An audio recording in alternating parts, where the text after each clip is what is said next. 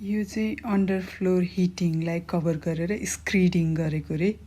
स्क्रिडिङ भनेको चाहिँ लगभग नेपालमा तल कोरा पछाडिको मसिनो हुन्थ्यो नि, हो त्यो मसिनो चाहिँ यो मेसिनबाट गरिने यो नयाँ टेक्नोलोजी रहेछ। यहाँ पनि मान्छेले पनि गर्ने रहेछन्, तर मेसिनले यसरी गर्दाखेरि चाहिँ यत्रो ठुलो घर जम्मा 1 घन्टामा सबै सकियो स्क्रिडिङ गरेर। अनि त्यसलाई 24 घन्टा चाहिँ सुक्न दिनुपर्छ। अनि त्यो तात्दै आउँछ, 24 घन्टा पछाडि चाहिँ सुक्छ। अनि 2-3 दिनसम्म हेभी आइटम नराख्नु, त्यसको माथि लाइट आइटमहरू राख्दा हुन्छ, मान्छे हिँड्दा हुन्छ भनेको थियो। 24 घन्टा पछाडि चाहिँ फेरि कामहरू नर्मल कामहरू सुरु भइसकेको थियो, हेभी आइटमहरू चाहिँ नराख्नु भनेको थियौँ हामीले।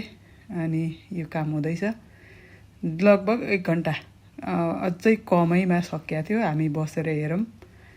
अनि यहाँ काम हुँदैछ। यो लिक्विड त्यसरी त्यो मेसिनबाट झरेर अनि पम्प गरेर भित्र पसाछ। अनि पाइपबाट सर भरेर अनि त्यसलाई मिलाउनलाई चाहिँ मान्छेले मिलाएको छ। यो सुकिसकेपछि हो हामी हिँडिरहेका छौँ भित्र।